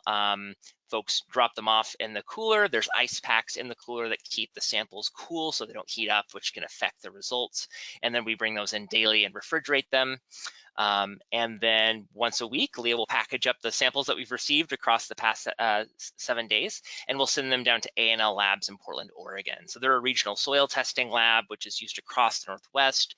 Back when I used to work in Northern California, they certainly use them as well. So they're kind of regionally recognized lab that does a lot of agricultural testing services. Within about a week, we received the soil test results back, and so we get all these numbers. And as soon as we receive them, we begin working on interpretive reports for the results. So we just try and make sure they're relatable, and we can generate actionable recommendations for our cooperators. So here's an example of kind of one of the versions of the soil test reports that we have. And so this one's kind of a more concise version, but it breaks it down into kind of some main sections, which I'll walk you through. So this one has a narrative which goes through kind of the overall pertinent findings of the soil test. So if there's any, excessive levels of nutrients, sometimes we see phosphorus a bit high, and I'll talk about that later. If certain nutrients are low or need supplementation, we'll mention that. And then, just our general recommendations. Here at the bottom, what we do is we take some of those numbers, and each of these columns tries to explain it. So the result here is in the leftmost of these 3 columns, and there's a rating showing generally how those levels rate, whether that's a nutrient or soil pH, in this case, moderately acidic. And then we list what's needed for crops. The particular crop they want us to interpret the test for, we have the standard there, so they can see whether they're below or above that threshold. And then on the rightmost 2 columns, we have a short interpretation of kind of what that level means that they have, and then a recommendation if they need to do something to address making their soil more optimal. And so any row shown here in yellow is something that we're recommending they apply fertilizer or do some management on. The backside has a consolidated fertilizer table. So the goal is that they can take this into an agricultural feed store, garden store, and look at this list and look at the products, and hopefully have an easy time locating them and purchasing them. We mentioned the application rate that they need to apply at their scale. They can request which scale they want to apply it, whether it's per 100 square feet, per 1,000 square feet, or per acre. And then we include really comprehensive instructions on when to apply it during the season and how to apply it, and whether there are any particular considerations. And then at the end, we have information talking about just how to calculate the total amount they need from the rate. So they need to, calculate the area they're applying over. But we also have information just on how to understand nutrient concentrations concentrations of fertilizer, how to read an NPK rating on a bag of fertilizer. So they're knowing the concentration of the fertilizer they're putting on and not accidentally over or under applying, which for certain nutrients like boron, you really don't want to over apply it or under apply it, but it comes in a wide range of concentration. So this is really important and something that we try to make accessible. So how are the reports written? How do I generate my recommendations? And I always want to be transparent about that. I rely primarily off 4 sources. The first one would be the latest crop-specific guidance from regional university extension publications. Sometimes we get some requests for more niche crops. So I got a request for olives, so I had to go to University of California for that, of course, because Oregon State University's research in that area is still ongoing. But yeah, so look for the latest publications. Also look at A&L Labs guidance. They have some guidance sheets on things like lime application, just general ranges of nutrients, and there's a lot of overlap again with a lot of these extension publications. Also refer back to some of the soil science texts. So I have this on the bottom left, the nature and property of soils. That's a photo of my own copy. So that's something that anybody with soil science classes will recognize. It's the classic soil text. And it's really helped me through some puzzling situations on a few times. And then we always refer back to past soil test results and experiences. So whenever we get somebody who submits a test, I look back in the records that Nicole kept before I took over the program in October and look to see if they've had tests, what management was recommended. So I always consider all these 4 elements. I'm going to talk a little bit about what are people testing for. Thurston County agriculture is diverse. So we have, I'd say the majority are pasture, hay, mixed vegetables, flowers, and lawns. Those are probably the majority. But we have a large number of crops that folks ask for. So strawberries, blueberries are fairly common, but I've done wine grapes, lingonberries, raspberries, blackberries, pawpaws, and olives. So it's always interesting to see what comes in, and sometimes it's a bit of a challenge to find university extension recommendations for some of the crops, but overall it's been a great experience, and I've been able to find recommendations. So the volume, how many people are testing? So for 2021, we've had 84 landowners submit a total of 120 samples with us so far for 2021. There's typically a spring wave, as you might expect, as people submit tests and want to know what to apply going into the growing season. And we've had 87 samples submitted, or I interpreted 87 samples between March and April, which made this our busiest 2-month period on record.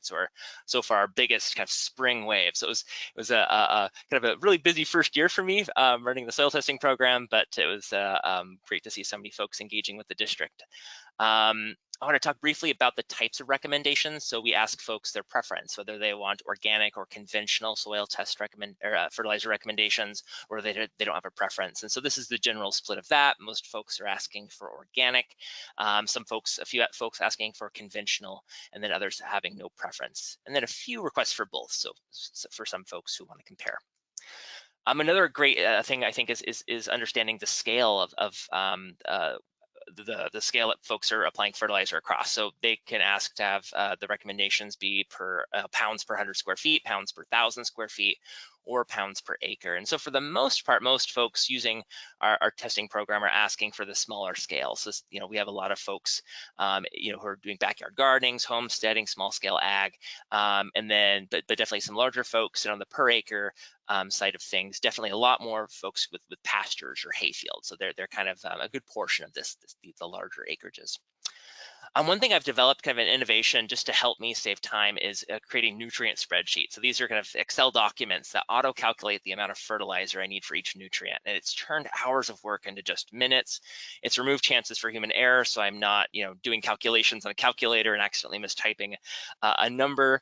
And it provides a record for future reference. So I save these for every soil test report I do, so I can go back and see why I recommended what fertilizer I did.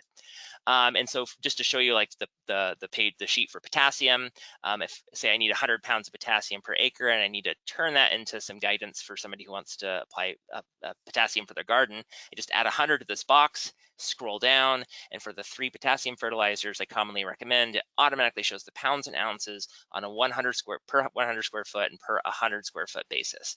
So I can take that and take that directly into a soil test report. So this has just been really valuable, and I'm glad I've taken the time to work on this, and it's something I keep working on just to try and make it more useful. Again, I have this for every nutrient, and I've even created a limestone balancer. So now I can recommend 2 different types of lime and the proportions that will both meet their pH needs, but also balance their calcium and magnesium. So this is saving me a lot of time.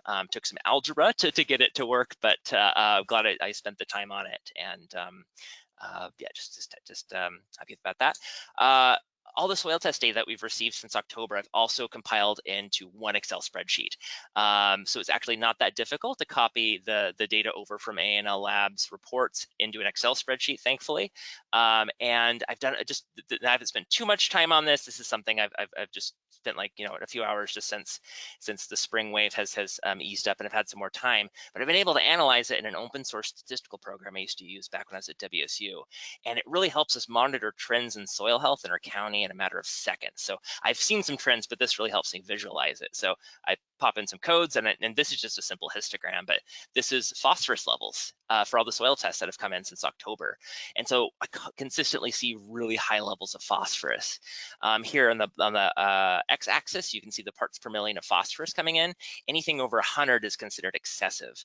And you really don't need too much. You only need 30 parts per million for lawns and pastures, about 50 for vegetables. And so kind of high soil phosphorus is something that's common for a lot of reasons that I probably don't have enough time to go into. But it's something that I just want to make sure I incorporate into my reports and make sure folks are managing those correctly. There are some potential water quality concerns around high phosphorus if they're next to a body of water.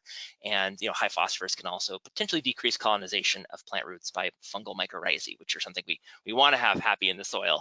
So there's reasons for folks to keep an eye on their phosphorus. So recommending low phosphorus fertilizers, really carefully considering manure applications as a nitrogen source if their phosphorus is already creeping upwards. Just these are really important things that I keep in context. Just some other analyses I've been looking at, just correlations between different factors. There's some really interesting patterns that I want to dive into later when I have more time, but just there's a lot of potential here that I'm excited about. Soil testing is not the only testing that we do. We do another range, a range of different types of nutrient tests. Soils are the main samples that we get, but we also get plant tissue tests. So these are really important for orchards, berry crops, a lot of perennials, where levels in the soil don't always mean that the plant's getting the nutrients it needs to. There may be issues with tree roots or compaction, and so you really want to look at how much is in the plant. And if it might be low in the plant but high in the soil, and then you know that there's some issues with uptake, and you might need to use a foliar feed. So this is something that I expect myself to be recommending a lot more of, because university extension publications do recommend you go off of plant tissues for a lot of orchard crops. We do manure lagoon testing, so that's really important for nutrient management for dairies. And we also analyze compost and manure because they vary so much in their nutrient composition. So we can have folks test their compost or manure, pair that up with a soil test, and give them tailored recommendations for how much they should apply based on their soil test results. So that's something that we can pair together, and it's really fun to take those two things and make sure they're meeting their needs precisely. We do hay nutrient analysis, so that's looking at nutrient content of forage. We do selenium analysis. That's a nutrient that's pretty much overall almost universally low in Pacific Northwest soils for a number of reasons, but it's really important for livestock nutrition. And then this is a test that we brought on board when I started doing irrigation management plans last year. Nicole was offering these to folks, and we continue to offer water holding capacity analysis. So if we're working with somebody who has a soil that's maybe some sort of urban fill, or they got some soil mix, we'll run this test so we can understand how much water their soil holds, and then we can do irrigation planning for them for that. So to focus on the second aspect of the soil health program, there are our spreader rentals. So we currently have 3 spreaders for rent: the large manure spreader, small manure spreader, and our drop spreader, which is used primarily for lime. The spin spreader, I believe, is currently needing repair, but I hope to have that up again. We have a new rental process. So spreader rentals are offered in half-week periods, one running from Monday through Thursday, which is great for folks who have more weekday availability, and then Thursday to Monday slots, which are great for folks who need it over the weekend. And so cooperators can reserve multiple periods in a row. It's just we're reserving in these kind of half-week chunks. And the reason is the reason why we do this is for our new rain check system. So it's a way that we can make sure landowner cooperators have predictable scheduled times for their equipment, but they have the flexibility to shift the reservation. So if there's more than a quarter inch of rain on the forecast for the for the next 3 days, say it's their first day getting the spreader, we alert them and let them know that they can postpone their reservation. If they don't want to spread during rainy weather, which is not good for water quality, but also not good for their manure retaining the nutrients that they want to make fertilize their pasture, they can postpone that. And so to show you what that looks like, this is just a general calendar of somebody who might have a rental period from Monday through Thursday, and let's say there's rain. We will offer them the next available period if they want to hold off for spreading, and we just shift it to the next available period. If somebody else has a rental period during that next half-week chunk, we offer them the next one. And this is something that we've just launched and we've already used once, and I think the person who received it is actually still has that equipment, but it's great because they heard our concerns about the rainy weather, and they chose to postpone. So it's a really great way to offer predictability, work with their schedule, and also ensure that folks aren't spreading during rain if they don't have to. We have a number of guidance documents that we refer to folks. There's a manure management flyer that was developed by Nicole Warren, and all of this too, I'm kind of standing on the shoulders of Nicole. So a big shout out to her for leaving things in just so well for me to pick up and continue. So, but the manure management flyer that she developed is a great resource that we send to folks who rent this. Gives a general overview of manure management concepts, and it's really relevant to those spreading their own manure. A document on the website for kind of explaining the reason why you don't want to spread during rain, why there are these climate considerations.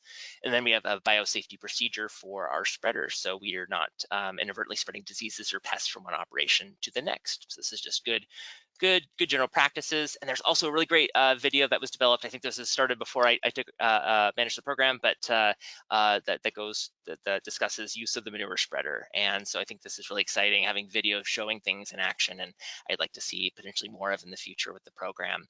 So yeah, some more instructional video showing how to take different types of tests, maybe tissue samples from an orchard or vineyard, how to use the other spread, the drop spreader. And yeah, just future areas of growth. I think there's room to keep streamlining and adaptively managing things as they arise. And also just to identify and document soil health concerns, especially looking back on data and just seeing how things have changed yearly and seasonally.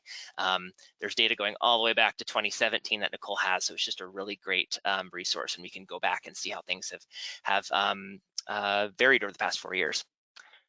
So with that, I'll stop my presentation and see if there are any questions. I hope I didn't go too much over time. Questions for Adam?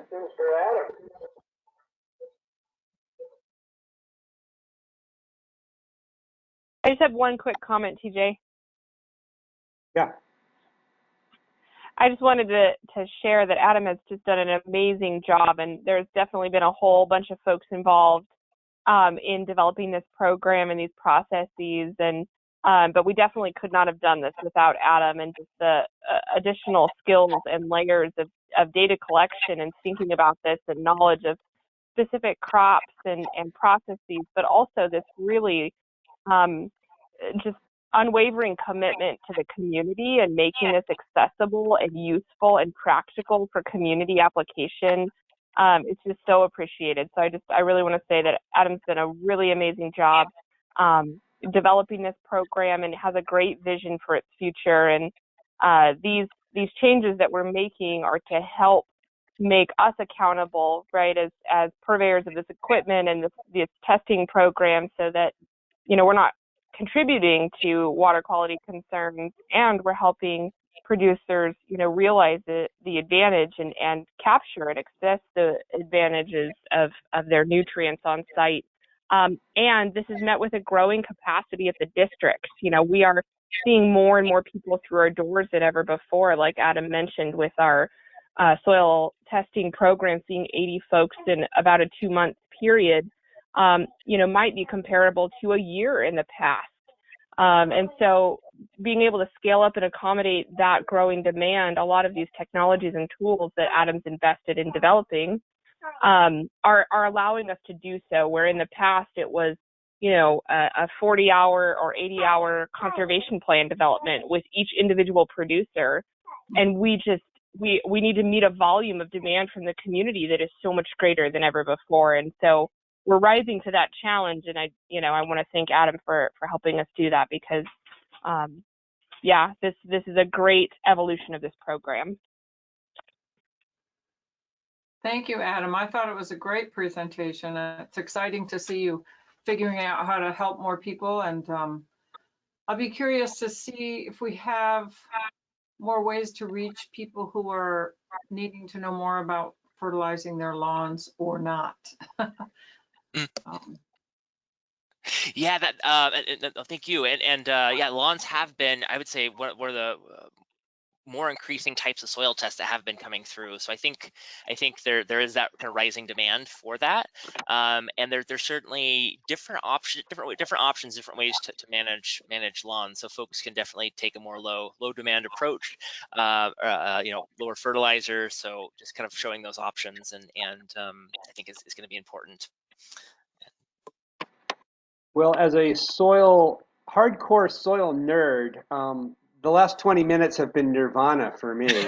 So thank you, Adam. And I'm super excited to see the improvement in the recommendations that we're giving to customers. I've used the district for testing soil for many years, and it's always been useful, but I think the way you've honed in on what's really important is going to make it's just so much more user-friendly than it's been in the past. And the fact that we now have a context for this stuff, both in some of the technical stuff you're doing, but overall, like tying manure spreaders to soil testing and building this whole kind of program, it's a context that I think lacked in the past, and it's a story to tell, which is really cool. And I hope we tell that story. I hope you tell that story at the next WACD conference, because I think this is something that is awesome, and we should be sharing with other districts and talking to other folks about as well. So thanks for the good work so much. I really appreciate it. Cool. Thank you, TJ. Okay. We are just past 5 o'clock, so we're going to thank Adam for being here. We're going to move back very quickly and just get a draft board agenda put together here. That was the last item on today's list. Sarah, do you have a draft for us started, or are we going to just throw one on the screen here? We're going to go ahead and put one on the screen, other than the standing items that we typically have. Yep. I also captured the resolution for long-term ag. Yep. An executive session as well for employee performance.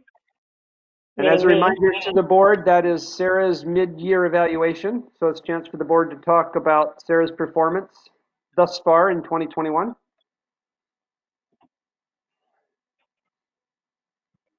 Will we also have anything for the RFQ at that point? Will the board need to be making a decision in any regard on that RFQ process? Yes, I think so. Yeah, that is my hope, is that we will have a recommendation and accompanying materials after our meeting with the committee for this. And I will share if there's any issues to that process, but that is the intent. Okay, great. So we have the RFQ approval. And as you say, all the other standing items. Anything else anyone sees we should put on this draft agenda? Are we going to move forward on policy review? Yep. That'll happen at the work session for approval at the meeting, so it'll probably start in June. Okay. Okay. Well, that's a good starting point. I'm sure it will change over the next several weeks as new things come up. But with that, I am going to have us adjourn this special meeting of the Conservation District Board of Supervisors. It's now 5:06. Thanks everybody for yet another productive meeting. and great conversation. And get out and enjoy the beautiful night. And we'll see you in 2 weeks for the board meeting. Bye.